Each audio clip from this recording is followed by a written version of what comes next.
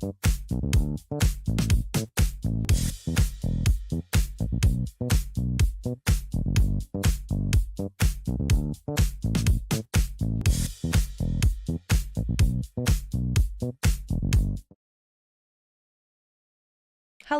everyone. Welcome. I'm just looking for my headphones right now. Looking. Ah, there we go. It's all black in here. Like the table's black, my headphones are black, and yeah. So we're live, and you know what? I did forget to tweet the stream out, so I'm gonna do that right now, if that's okay. You guys can be patient. Thank you so much. How are you all doing tonight? Sorry, I'm like a titch bit late. I think it was 1 minute late. Usually I try to get right on time, but you know, it's all good. It's all good. So I'm just setting out the tweet right now. Live now. And I'm going to put some emojis, a book. And another book. Book emojis. I like those. Those are cute. And then we're gonna put the thumbnail on just because I like that. Oh, I don't have Storytime thumbnail. I'll have to download it later. And I'm gonna tweet that. And I'm also gonna put on locals. There we go. Perfect. Okay, it's all done. Okay, done my housekeeping stuff. How are you guys all doing? We got lots of people here. Green Sun, Asajj, Amoral Fat, 40 ounce. Rat Child, Grand Muff. Xray is a very strict librarian. If you don't keep quiet, she'll keep you for a private lesson. Oh my goodness. I might. River Miles, thank you for the $20. Says 80s Rocks had Shake Me Cinderella 1986. It's now 2023. I want Xray Girl to shoosh me and all of y'all. Shh. You guys need to keep quiet. Do a little ASMR, librarian style. I should wear like glasses or something. Wonder if my glasses are somewhere around here. I don't see them. No, I probably put them away. But thank you, River Miles. River, hello. Captain's here as well. Griffin, Gamer Word, Flagrant Triggers. Oh my goodness. Gary's been rubbing off on Xray. Well, I'm only 1 minute late. Gary's like 10 minutes late usually. So, you know, NPR voice. Oh, I don't know how to do an NPR voice. I have to like have like the broadcasty voice. I'm not like that. I'm not like that though. Bedtime stories. I know it's almost bedtime. You know, for those who weren't in my chat earlier for Witcher, I accidentally thought I started at 7 tonight, but I started 11. So I'm kind of excited. I got time to do story time. I woke up at 6. I'm like, nah, wait, no time. But we have time. We have all the time. So I'm gonna go. I'm gonna read the book till probably 10:20ish, and then we'll do some super chats. 10 minutes for that. So yeah. Good evening, JM. Hi, Len. Hi, Holocron. I had no power for most of the day. Oh no! Where do you live? That sucks. But yeah, so if this is your first time here, we do read the story. Any super chats or anything that happens during the story will be read after the stream, because I want to take all the story parts and put them into a video for a future, you know, long man style of the book. And I hope you guys enjoy it, because I mean, this is hopefully clean audio for 1, 2, hopefully good reading, because I've already made mistakes reading certain words. English is my third language, but you know, your voice sounds a little sandy. Yeah, it does. I still have like if I try to go high pitch, I go so my voice has not come back entirely yet. It's crazy. I don't like it, but like at the same time, it's kind of like sultry, like a slight hint of sultry. Slight, not very, but you know, I can deal with this.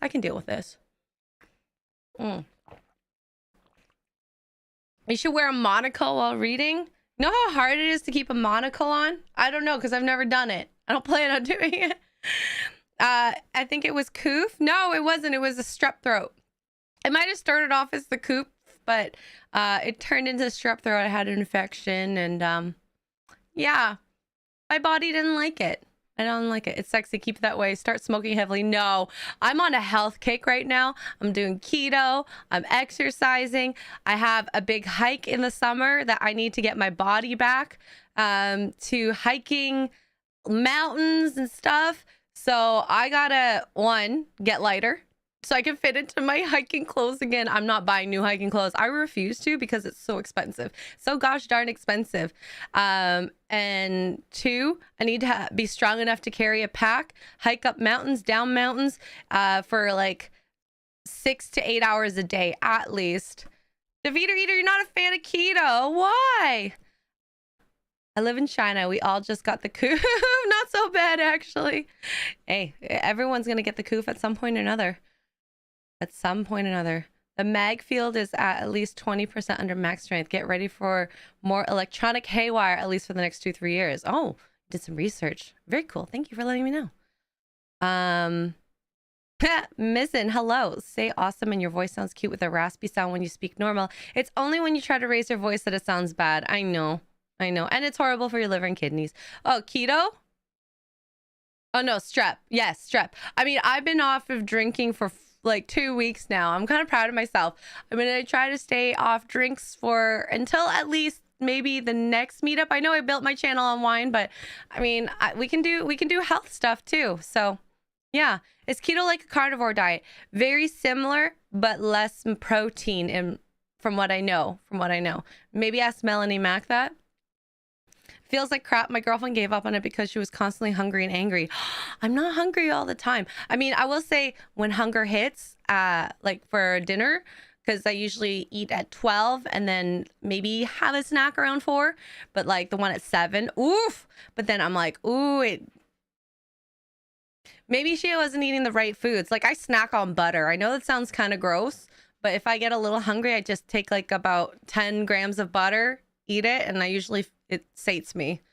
I lost 50 pounds to get my body back. Walk 5 to 6K steps in the morning at a decent pace and run 5K in the afternoon. Don't eat anything else. I've been doing HIIT workouts on my assault bike, and I did one today with Peloton, and it was a mix of Tabata and HIIT, like 30-30, 45-30, and then at the end it was 20-20, 20-20. Oh my God, I was dead. Which is basically what I'm going to be doing when I'm hiking up that mountain. So, yeah, going full Mel Mac. I mean, I'm not doing carnivore. We'll see. Snack on butter. Calm down, Mel. Yeah. I mean, the butter, it's actually a great source of fat. I was actually looking to getting mayonnaise. I hate mayo. Not hate. I don't like mayo. Never really liked it. And I think it's another great way to get fat because cheese has protein in it as well. So I want just straight fat. The more fat, the better. Hi, Fuzzy. I don't know if I could walk in about girl eating straight butter. Well, that's okay. Not everyone's for you. Have you tried eating J&A's yet? No. What's a J-O-Nays? Like J walking the planet? Drunk 3POJ?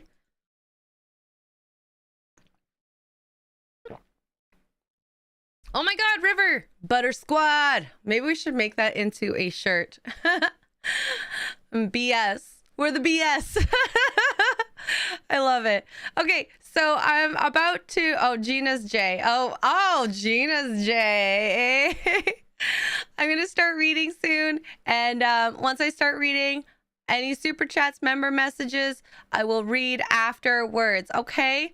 Thank you guys for joining. And I hope you enjoy the story. We're going to continue on with Dr. Jekyll and Mr. Hyde. Good night, Cajun. That was a quick in and out. That's what she said. That's also what Az did. Ah! Oh my gosh. All right. Enjoy your dark tide, Fuzzy. Yeah, I have plenty of water right here. And I got coffee too. I just got a pot of coffee. So yeah, we'll be reading for, I guess, only 40 minutes. No hot librarian glasses? I'll get them for next time. All right, so we are on, I believe this is chapter 4 or 5. Incident of the letter.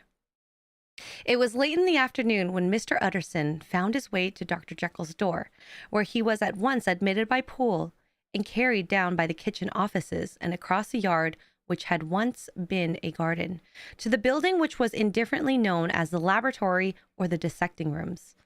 The doctor had bought the house from the heirs of a celebrated surgeon. and his own tastes, being rather chemical than anatomical, had changed the destination of the block at the bottom of the garden. It was the first time that the lawyer had been received in that part of his friend's quarters, and he eyed the dingy, windowless structure with curiosity, and gazed round with a distasteful sense of strangeness as he crossed the theater, once crowded with eager students and now lying gaunt and silent, the tables laden with chemical apparatus, the floor strewn with crates and littered with packing straw, the light falling dimly through the foggy cupola. At the further end, a flight of stairs mounted to a door covered with red baize, and through this Mr. Utterson was at last received into the doctor's cabinet. It was a large room fitted round with glass presses, furnished, among other things, with a shovel glass and a business table, and looking out upon the court by 3 dusty windows barred with iron. The fire burned in the grate. A lamp was set lighted on the chimney shelf. For even in the houses the fog began to lie thickly, and there, close up to the warmth, sat Dr. Jekyll, looking deadly sick.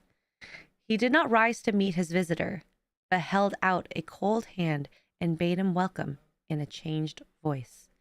"And now," said Mr. Utterson, as soon as Poole had left them, "you have heard the news."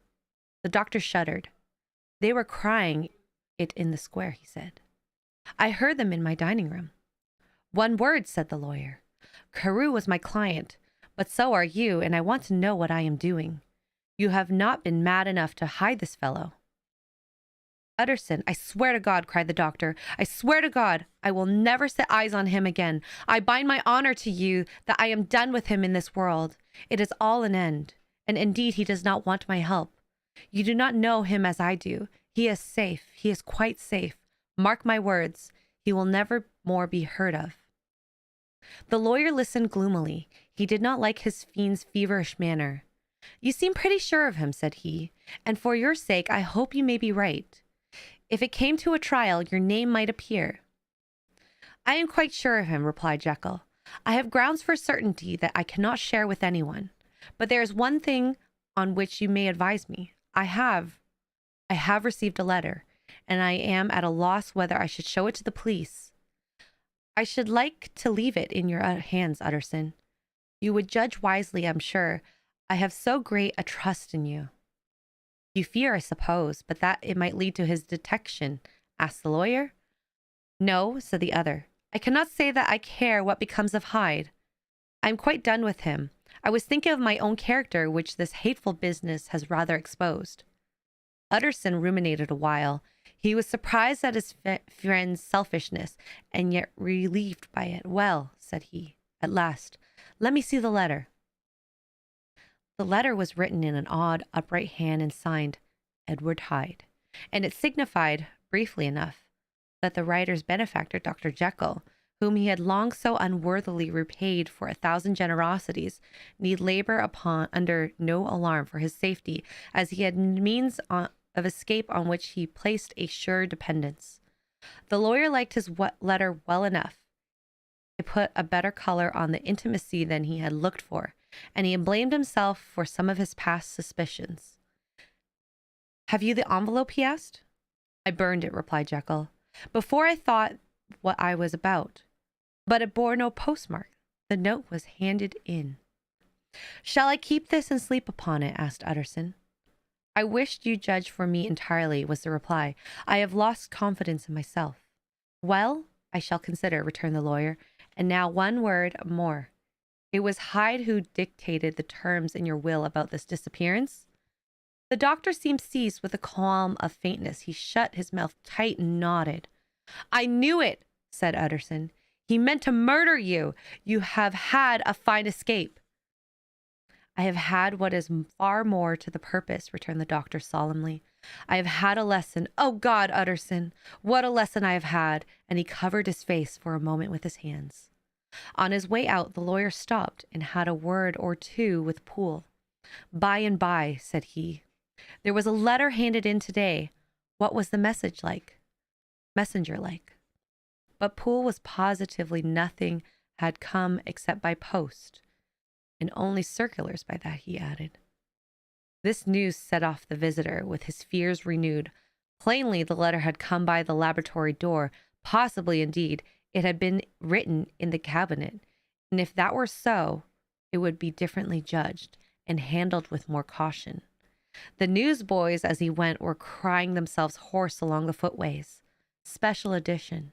Shocking murder of an MP.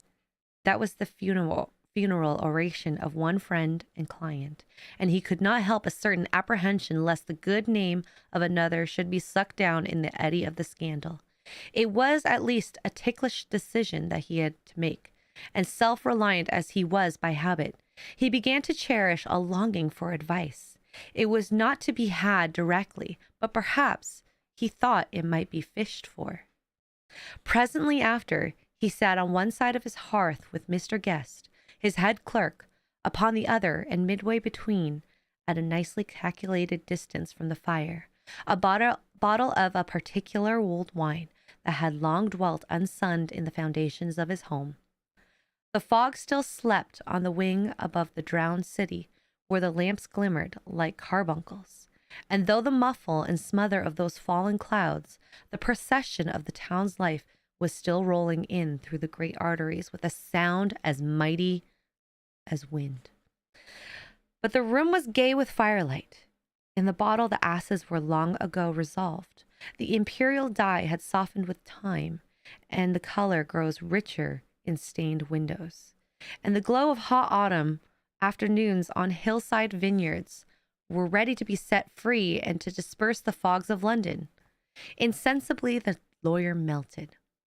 There was no man from whom he kept fewer secrets than Mr. Guest, and he was not always sure that he kept as many as he meant. Guest had often been on business to the doctor's. He knew Poole. He could scarce have failed to hear of Mr. Hyde's familiarity about the house. He might draw conclusions. Was it not as well, then, that he should see a letter which put that mystery to rights? And above all, since Guest, being a great student and critic of handwriting, would consider the step natural and obliging? The clerk, besides, was a man of counsel. He could scarce read so strange a document without dropping a remark, and by that remark Mr. Utterson might shape his future course. "This is a sad business about Sir Danvers," he said. "Yes, sir, indeed. It was elicited a great deal of public feeling," returned Guest. "The man, of course, was mad." "I should like to hear your views on that," replied Utterson. "I have a document here in his handwriting. It is between ourselves, for I scarce knew what to do about it. It is an ugly business at best, but there it is, quite in your way, a murderer's autograph." Guest's eyes brightened, and he sat down at once and studied it with passion.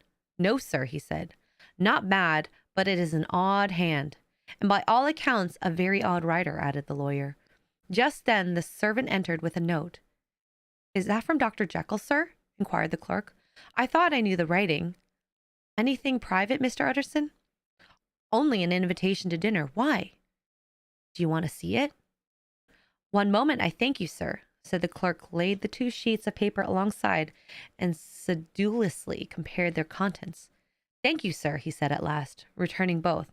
"It's a very interesting autograph." There was a pause, during which Mr. Utterson struggled with himself.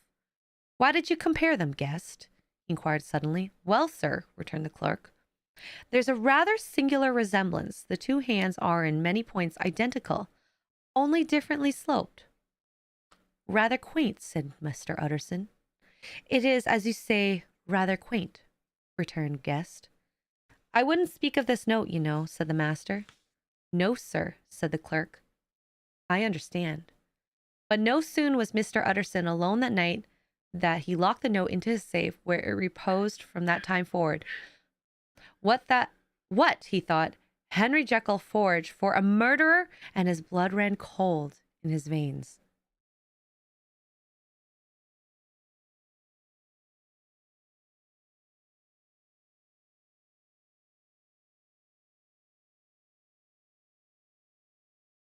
All right, it's the next chapter. Remarkable incident of Dr. Lanyon. Time ran on. Thousands of pounds were offered in reward for the death of Sir Danvers was resented as a public injury. But Mr. Hyde had disappeared out of the ken of the police as though he had never existed. Much of his past was unearthed indeed, and all disreputable. Tales came out of the man's cruelty, at once so callous and violent, of his vile life, of his strange associates, of the hatred that seemed to have surrounded his career, but of his present whereabouts not a whisper. From the time he had left the house in Soho on the morning of the murder, he was simply blotted out, and gradually as time drew on, Mr. Utterson began to recover from the hotness of his alarm and to grow more at quiet with himself. The death of Sir Danvers was, to his way of thinking, more than paid by the disappearance of Mr. Hyde. Now that the evil influence had been withdrawn, a new life began for Dr. Jekyll. He came out of his seclusion, renewed relations with his friends, became once more their familiar guest and entertainer, and whilst he had always been known for charities, he was now no less distinguished for religion. He was busy, he was much in the open air, he did good. His face seemed to open and brighten as if with an inward consciousness of service. And for more than 2 months, the doctor was at peace. On the 8th of January, Utterson had dined at the doctor's with a small party. Lanyon had been there, and the face of the host had looked from one to the other, as in the old days when the trio were inseparable friends. On the 12th again, on the 14th, the door was shut against the lawyer. The doctor was confined in the house, Poole said, and saw no one.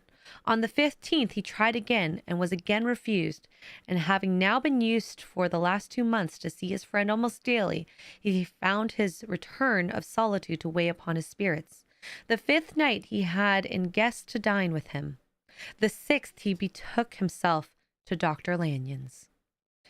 There at least he was not denied admittance, but when he came in, he was shocked at the change which had taken to the doctor's appearance. He had his death warrant written legibly on his face. The rosy man had grown pale. His flesh had fallen away. He was visibly balder and older. Yet it was not so much of these tokens of a swift physical decay that arrested the lawyer's notice, as a look in the eye and quality of manner that seemed to testify to some deep-seated terror of the mind. It was unlikely that the doctor should fear death, and yet that was what Utterson was tempted to suspect. Yes, he thought, he is a doctor. He must know his own state, and that his days are counted, and the knowledge is more than he can bear. And yet, when Utterson remarked on his ill looks, it was with an air of great firmness that Lanyon declared himself a doomed man. I have had a shock, he said. I shall never recover. It is a question of weeks. Well, life has been pleasant. I liked it, sir, yes. I used to like it. I sometimes think, if we all knew, we should all more glad to get away. Jekyll is ill too, observed Utterson. Have you seen him? But Lanyon's face changed, and he held up a trembling hand. I wish to see or hear no more of Dr. Jekyll, he said in a loud, unsteady voice. I am done with that person, and I beg you will spare me any allusion to whom I regard as dead. Tut, tut, said Mr. Utterson, and then after a considerable pause, can't I do anything, he inquired. We are 3 very old friends, Lanyon. We shall not live to make others. Nothing can be done, returned Lanyon. Ask himself. He will not see me, said the lawyer. I am not surprised at that, was the reply. Some day, Utterson, after I am dead, you may perhaps come to learn the right and wrong of this. I cannot tell you, and in the meantime you can sit and talk with me of other things. For God's sake, stay and do so. But if you cannot keep clear of this accursed topic, then, in God's name, go, for I cannot bear it. As soon as he got home, Utterson sat down and wrote to Jekyll, complaining of his exclusion from the house, and asked the cause of this unhappy break with Lanyon. The next day brought him a long answer, often very pathetically worded, and sometimes darkly mysterious in drift. The quarrel with Lanyon was incurable. I do not blame our old friend, Jekyll wrote, but I share his view that we must never meet. I mean from henceforth to lead a life of extreme seclusion. You must not be surprised, nor must you doubt my friendship. If my door is often shut even to you, You must suffer me to go my own dark way. I have brought on myself a punishment and a danger that I cannot name. If I am the chief of sinners, I am the chief of sufferers also. I could not think that this earth contained a place for sufferings and terrors so unmanning, and you could do but one thing, Utterson, to lighten this destiny, and that is to respect my silence. Utterson was amazed. The dark influence of Hyde had been withdrawn. The doctor had returned to his old tasks in amities. A week ago, the prospect had smiled with every promise of a cheerful and honored age. And now in a moment, friendship and peace of mind and the whole tenor of his life was wrecked. So great and unprepared a change pointed to madness, and in view of Lanyon's manner and words, there must lie for it some deeper ground. A week afterwards, Dr. Lanyon took to his bed, and in something less than a fortnight, he was dead. The night after the funeral, at which he had been sadly affected, Utterson locked the door of his business room, and sitting there by the light of melancholy candle, drew out and set before him an envelope addressed by hand, sealed with the seal of his dear friend. Private for the hands of J.G. Utterson alone, and in case of his predeceased, to be destroyed unread. So it was emphatically subscribed. The lawyer dreaded to behold the contents. I have buried one friend today, he thought. What if this should cost me another? And then he condemned the fear as a disloyalty and broke the seal. Within there another enclosure, likewise sealed and marked upon the cover as not to be opened till the death of disappearance of Dr. Henry Jekyll. Utterson could not trust his eyes. Yes, it was disappearance, here again, as in the mad will which he had long ago restored to its author. Here again were the idea of disappearance and the name of Henry Jekyll bracketed. But in the will, the idea had sprung from the sinister suggestion of the man Hyde. It was set there with a purpose, all too plain and horrible, written by the hand of Lanyon. What should it mean?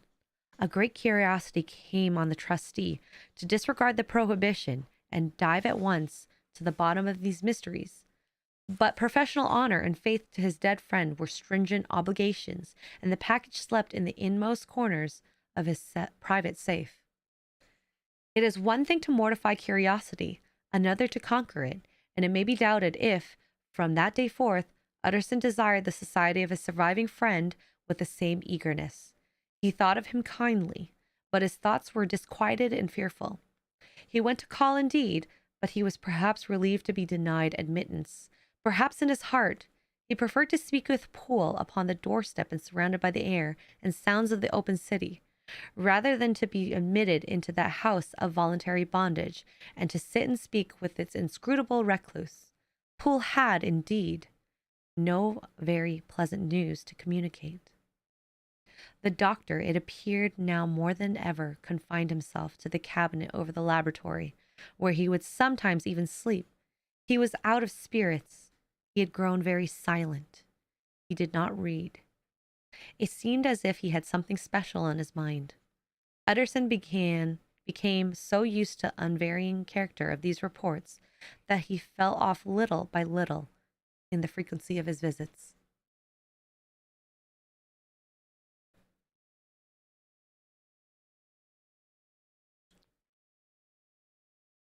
Next chapter. Incident at the window. It chanced on Sunday, when Mr. Utterson was on his usual walk with Mr. Enfield, that their way lay once again through the by-street, and that when they came in the front of the door, both stopped to gaze on it. Well, said Enfield, that story's at an end at least. We shall never see more of Mr. Hyde. I hope not, said Utterson. Did I ever tell you that I once saw him and shared your feeling of repulsion? It was impossible to do the one without the other, returned Enfield. And by the way, what an ass you must have thought me not to know that this was a back way to Dr. Jekyll's.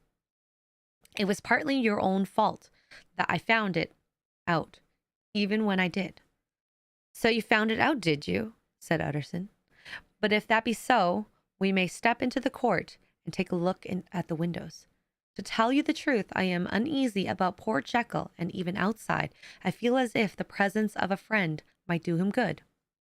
The court was very cool and a little damp, and full of premature twilight, although the sky high up ahead was still bright with sunset. The middle one of these 3 windows was halfway open, and sitting close beside it, taking the air with an infinite sadness of mind, like some disconsolate prisoner, Utterson saw Dr. Jekyll. "What? Jekyll?" he cried. "I trust you are better." "I am low, Utterson," replied the doctor drearily. "Very low. It will not last long. Thank God." "You stay too much indoors," said the lawyer. "You should come out, whipping up the circulation like Mr. Enfield and I. This is my cousin, Mr. Enfield, Dr. Jekyll. Come now, get your hat and take a quick turn with us." "You are very good," sighed the other. "You should like to be very much, but no, no, no, no. It was quite impossible. I dare not, but indeed, Utterson, I am very glad to see you. This is really a great pleasure. I would ask you and Mr. Enfield up, but the place is really not fit." "Why then," said the lawyer, good-naturedly, "the best thing can do is to stay down here and speak with you from where we are." "That is just what I was about to venture to propose," returned the doctor with a smile, but the words were hardly uttered before the smile was struck out of his face and succeeded by an expression of abject terror and despair, as froze the very blood of the 2 gentlemen below. They saw it but for a glimpse, for the window was instantly thrust down, but that glimpse had been sufficient, and they turned and left the court without a word. In silence, too, they traversed the by-street, and it was not until they came into a neighboring thoroughfare, where even upon a Sunday there was still some stirring of life, that Mr. Utterson at last turned and looked at his companion.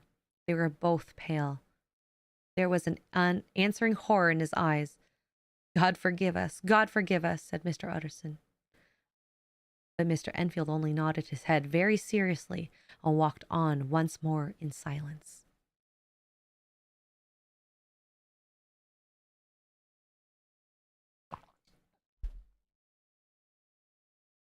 Next chapter, The Last Night. Mr. Utterson was sitting by his fireside one evening after dinner, when he was surprised to receive a visit from Poole. "Bless me, Poole, what brings you here?" he cried, and then taking a second look at him. "What ails you?" he added. "Is the doctor ill?" "Mr. Utterson," said the man, "there is something wrong." "Take a seat, and here is a glass of wine for you," said the lawyer. "Now take your time and tell me plainly what you want." "You know the doctor's ways, sir," replied Poole, "and how he shuts himself up. Well, he shuts himself up again in the cabinet, and I don't like it, sir. I wish I may die if I like it, Mr. Utterson, sir. I'm afraid." "Now, my good man," said the lawyer, "be explicit. What are you afraid of?" "I've been afraid for about a week," returned Poole, doggedly disregarding the question, "and I can bear it no more." The man's appearance amply bore out of his words. His manner was altered for the worst, and except for the moment when he had first announced his terror, he had not once looked the lawyer in the face. Even now he sat with his glass of wine untasted on his knee, and his eyes directed to a corner on the floor. "I can bear it no more," he repeated. "Come," said the lawyer, "I see you have some good reason, Poole. I see there is something seriously amiss. Try to tell me what it is." "I think there's some foul play," said Poole hoarsely. "Foul play?" cried the lawyer, a good deal frightened and rather inclined to be irritated in consequence. "What foul play? What does that man mean?" "I daren't say, sir," was the answer. "But will you come along with me and see for yourself?" Mr. Utterson's only answer was to rise and get his hat and great coat, but he observed with wonder the greatness of the relief that appeared upon the butler's face, and perhaps with no less. The wine was still untasted when he set it down to follow. It was a wild, cold, seasonable night of March, with a pale moon lying on her back as though the wind had tilted her, and a flying rack of the most diaphanous and lawny texture. The wind made talking difficult, and flecked the blood into the face. It seemed to have swept the streets unusually bare of passengers besides, for Mr. Utterson thought he had never seen that part of London so deserted. He could have wished it otherwise. Never in his life had he been conscious of so sharp a wish to see and touch his fellow creatures. For struggle as he might, there was borne in upon his mind a crushing anticipation of calamity. The square, when they got there, was all full of wind and dust, and the thin trees in the garden were lashing themselves along the railing. Poole, who had kept all the way a pace or two ahead, now pulled up in the middle of the pavement, and in spite of the biting weather, he took off his hat and mopped his brow with a red-pocketed handkerchief. But for all the hurry of his coming, there were not the dews of exertion that he wiped away, but the moisture of some strangling anguish, for his face was white, and his voice, when he spoke, harsh and broken. "Well, sir," he said, "here we are, and God grant there be nothing wrong." "Amen, Poole," said the lawyer. Thereupon the servant knocked in a very guarded manner. The door was opened on the chain, and a voice asked from within, "Is that you, Poole?" The hall, when they entered it, was brightly lighted up. The fire was built high, and about the hearth the whole of the servants, men and women, stood huddled together, like a flock of sheep. At the sight of Mr. Utterson, the housemaid broke into hysterical whimpering, and the cook, crying out, "Bless God, it's Mr. Utterson," ran forward as if to take him in her arms. What? Are you all here?" said the lawyer peevishly. "Very irregular, very unseemly. Your master would be far from pleased." "They're all afraid," said Poole. Blank silence followed, no one protesting. Only the maid lifted up her voice and now wept loudly. "Hold your tongue," Poole said to her, with a ferocity of accent that testified to his own jangled nerves. And indeed, when the girl had so suddenly raised the note of her lamentation, they had all started and turned towards the inner door with faces of dreadful expectation. "And now," continued the butler, addressing the knife boy, "reach me a candle, and we'll get through hands at once." And then he begged Mr. Utterson to follow him, and led the way to the back garden. "Now, sir," said he, "you come as gently as you can. I want you to hear, and I don't want you to be heard. And see here, sir, if by any chance he was to ask you to go in, don't go." Mr. Utterson's nerves, at this unlooked-for termination, gave a jerk that nearly threw him from his balance, but he recollected his courage and followed the butler into the laboratory building, and though the surgical theater with its lumber of crates and bottles to the foot of the stair. Here Poole motioned him to stand on one side and listen, while he himself, setting down the candle and making a great and obvious call on his resolution, mounted the steps and knocked with a somewhat uncertain hand on the red base of the cabinet door. "Mr. Utterson, sir, asking to see you," he called, and even as he did, once more violently signed to the doctor to give ear. A voice answered from within. "Tell him I cannot see anyone," it said complainingly. "Thank you, Poole. Thank you, sir," said Poole, with a note of something like triumph in his voice, and taking up his candle, he led Mr. Utterson back across the yard into the great kitchen, where the fire was out and the beetles were leaping on the floor. "Sir," he said, looking Mr. Utterson in the eye, "was that my master's voice?" "It seems much changed," replied the lawyer, very pale, but giving the look for look. "Changed? Well, yes, I think so," said the butler. "Have I been 20 years in the man's house to be deceived about his voice? No, sir. Master's made away with. He was made away with 8 days ago, when we heard him cry out upon the name of God, and who's in there instead of him, and why it stays there. It is a thing that cries to heaven, Mr. Utterson." "This is a very strange tale, Poole. This is rather a wild tale, my man," said Mr. Utterson, biting his finger. "Suppose it were as you suppose. Supposing Dr. Jekyll had been, well, murdered. It would induce the murder to stay? That won't hold water. It doesn't commend itself to reason." "Well, Mr. Utterson, you are a hard man to satisfy, but I'll do it yet," said Poole.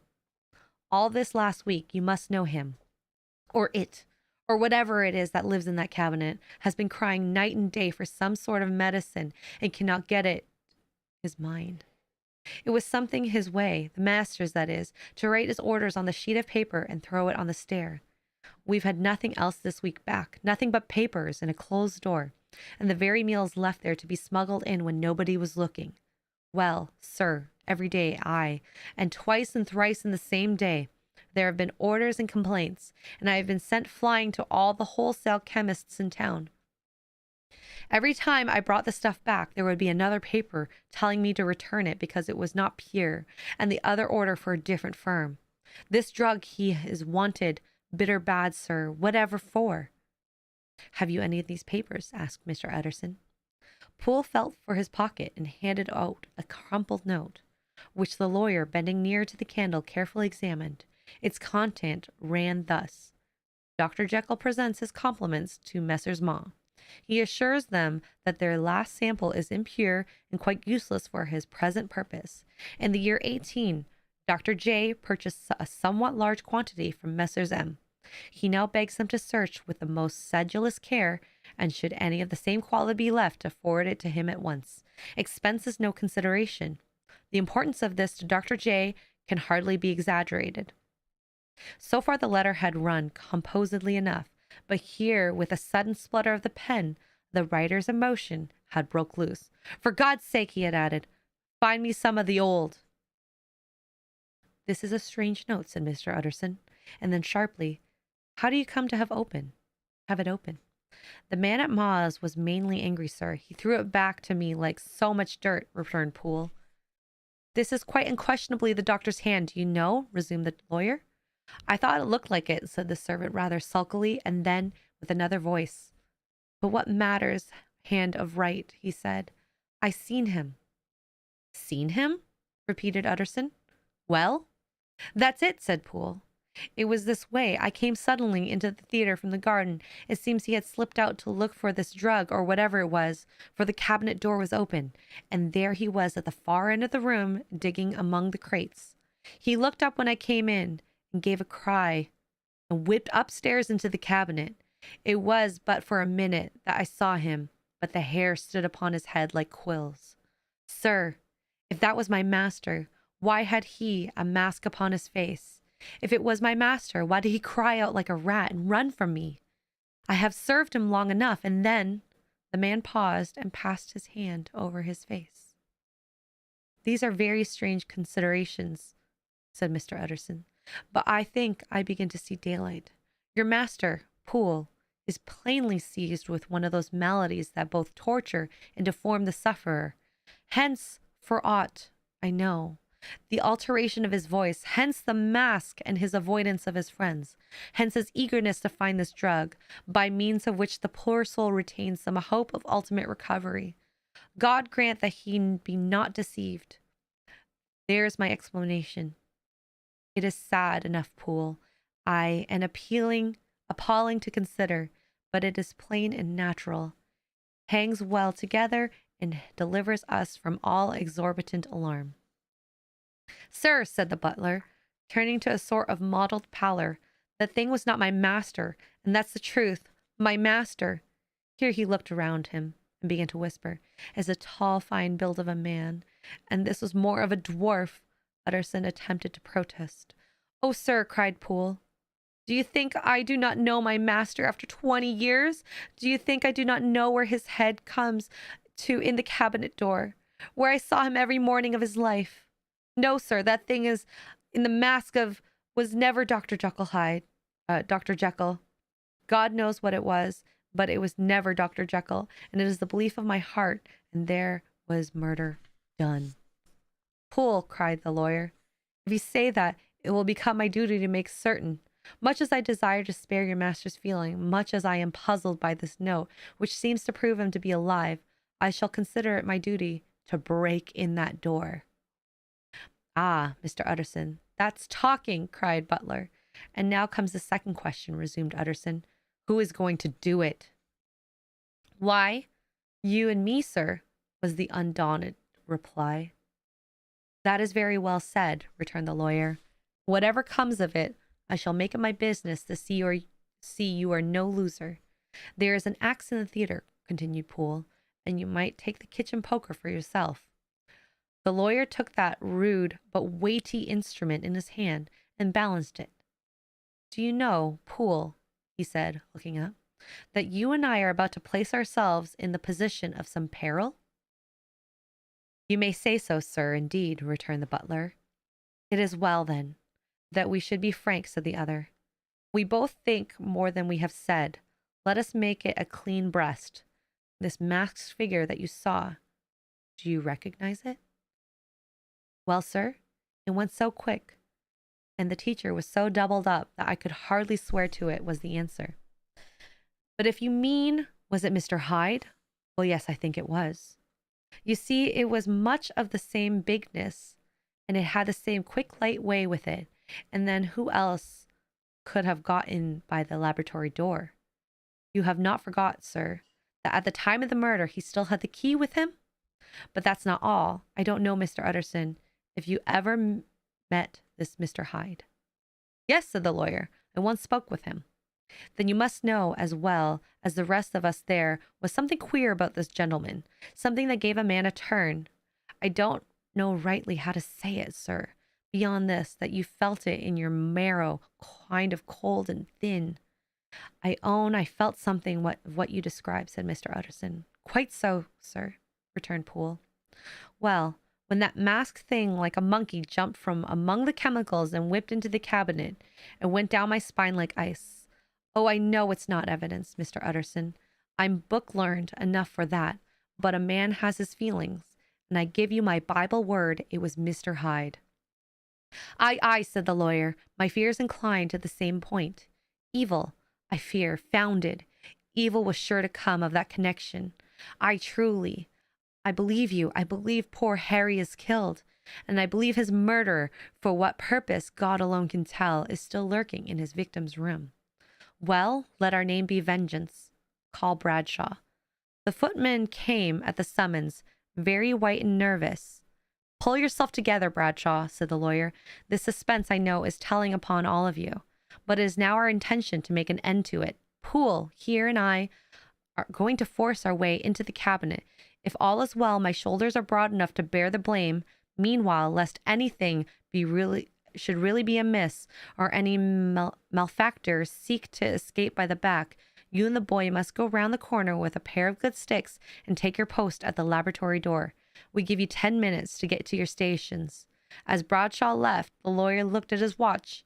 And now, Poole, let us get to ours, he said. And taking the poker under his arm, he led the way into the yard. The scud had banked over the moon, and it is now quite dark. The wind, which had broken into puffs and draughts into the deep well of the building, tossed the light of the candle to and fro about their steps, until they came into the shelter of the theater, where they sat down silently to wait. London hummed solemnly all around, but near at hand the stillness was only broken by the sound of a footfall moving to and fro along the cabinet door. So it will walk all day? Whispered Poole. Aye, and the better part of the night. Only when a new sample comes from the chemist, there's a bit of a break. Ah, it's an ill conscience that's such an enemy to rest. Ah, sir, there's blood foully shed in every step of it. But hark again, a little closer. Put your heart in your ears, Mr. Utterson, and tell me, is that the doctor's foot? The steps fell lightly and oddly with a certain swing, for they all went slowly. It was different, indeed, from the heavy croaking treads of Dr. Jekyll. Utterson sighed. Is there never anything else? He asked. Poole nodded. Once, he said. Once I heard it weeping. Weeping? How's that? Said the lawyer, conscious of a sudden chill of horror. Weeping like a woman or a lost soul, said the butler. I came away with that upon my heart, that I could have wept too. But now the 10 minutes drew to an end. Poole disentered the axe from under a stack of packing straw. The candle was set upon the nearest table to light them to the attack, and they drew near with bated breath to where the patient foot was still going up and down, in the quiet of the night. Jekyll, cried Utterson in a loud voice, I demand to see you. He paused a moment. There came no reply. I give you fair warning. Our suspicions are aroused, and I must and shall see you, he resumed. If not by fair means, then by foul. If not by your consent, then by brute force. Utterson, said the voice, for God's sakes have mercy. Ah, that was not Jekyll's voice. It was Hyde's, cried Utterson. Down with the door, Poole! Poole swung the axe over his head, and the blow shook the building, and the red baize door leaped against the locks and hinges. A dismal screech, as of mere animal terror, rang from the cabinet. Up went the axe again, and again the panels crashed and the flame bounded. 4 times the blow fell. But the wood was tough and fitting, of excellent workmanship, and it was not until the 5th that the lock burst into sunder, and the wreck of the door fell inwards on the carpet. The besiegers, appalled by their own riot and stillness that had succeeded, stood back a little and peered in. There lay the cabinet before their eyes in the quiet lamplight, a good fire glowing and chattering on the hearth, and the kettle singing in a thin strain, a drawer or 2 open, papers neatly set forth on the business table, and near the fire the things laid out for tea, the quietest room you could ever said. And before the glazed presses full of chemicals, the most commonplace that night in London. Right in the midst there lay the body of a man, sorely contorted and still twitching. They drew near on tiptoe, turned it on its back, and beheld the face of Edward Hyde. He was dressed in clothes far too large for him, clothes of the doctor's bigness, and the cords of his face still moved with a semblance of life. But the life was quite gone, and by the crushed phial in his hand, and the strong smell of kernels that hung upon the air, Utterson knew that he was looking for the body of a self-destroyer. "We have come too late," he said sternly. "Whether to save or punish Hyde is gone from his account. It only remains for us to find the body of your master." The far greater proportion of the building was occupied by the theater, which filled almost the whole ground story and was lighted from above, and by the cabinet, which formed an upper story at one end and looked upon the court. A corridor joined the theater to the door of the by-street, and with this the cabinet communicated separately by a second flight of stairs.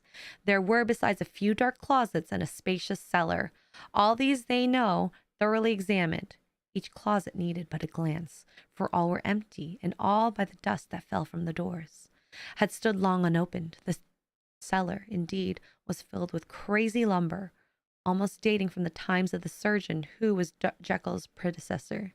But even as they opened the door, they were advertised of the uselessness of search further, by the fall of the perfect mat of cobweb which had for years sealed upon the entry.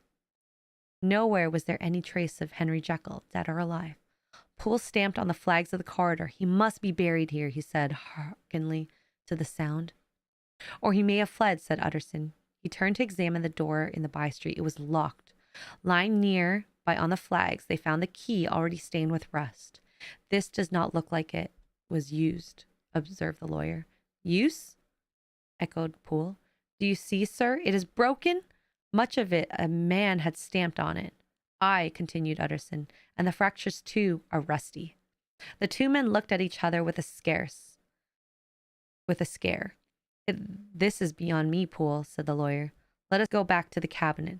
They mounted the stair in silence, and still with an occasional awestruck glance at the dead body, proceeded more thoroughly to examine the contents of the cabinet.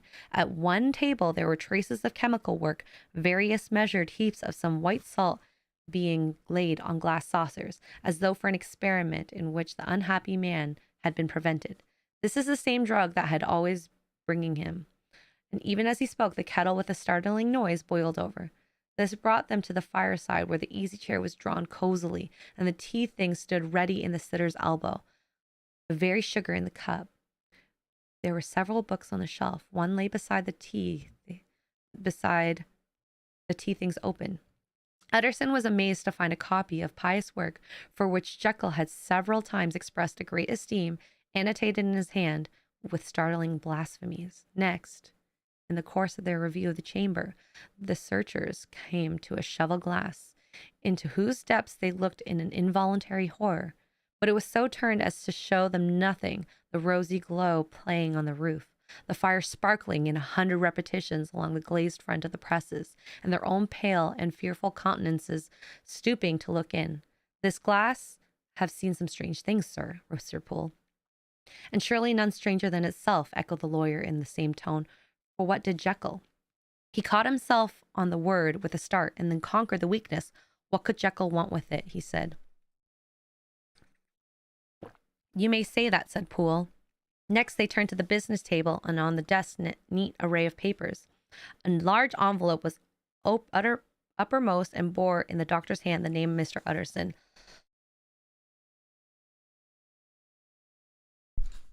The lawyer sealed it, and several enclosures fell to the floor.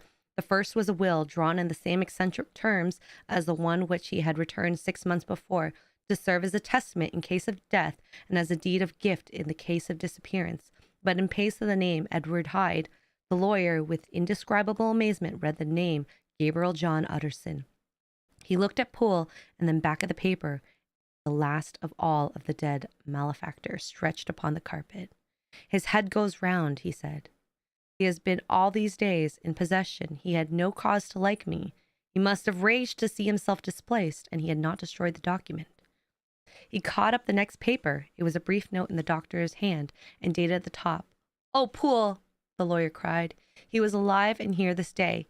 He cannot have been disposed of it so short of a space. He must still be alive. He must have fled. And then why fled? And how? And in that case, can we venture to declare this suicide? Oh, we must be careful. I foresee that we may yet involve your master in some dire catastrophe." "Why don't you read it, sir?" asked Poole. "Because I fear," replied the lawyer solemnly. God grant I have no cause for it." And with that, he brought the paper to his eyes and read as follows. "Dear Mr. Utterson, when this shall fall into your hands, I shall have disappeared. Under what circumstance I have not the penetration to foresee, but my instinct and all the circumstances of my nameless situation tell me that the end is near and must be early. Go then. The first read the narrative which Lanyon warned me he was to place in your hands. And if you care to hear more, turn to the confession. Your unworthy and unhappy friend, Henry Jekyll." "There was a third enclosure?" asked Utterson. "Here, sir," said Poole, and gave his hand a considerable packet sealed in several places. The doctor put in his pocket. The lawyer put in his pocket. "I would say nothing of this paper. If your master has fled or is dead, we may at least save his credit. It is now 10. I must go home, read these documents in quiet, but I shall be back before midnight, when we shall send for the police." They went out, locking the door of the theater behind them, and Utterson, once more leaving the servants gathered around the fire in the hall, trudged back to his office to read the 2 narratives in which this mystery was now to be explained. Ooh, we're all done! Eee. Dang, and that chapter was really long. Very unexpected. Story's getting so good. The story's getting so good. Thank you, chat. I went a little longer than I anticipated, but I did see someone became a new member. Can I find it? Lee Cranmer, thank you for becoming a member. But yeah, I gotta get going. But I hope you guys enjoyed it. Sorry I couldn't keep up with the chat, but we're getting through the book quite a bit. It looks like we're like halfway. So a little under halfway. So let's keep it up. Thank you guys for joining. I cannot wait for the next time we do story time, maybe 9 o'clock next week on Saturday. And yeah, we will see.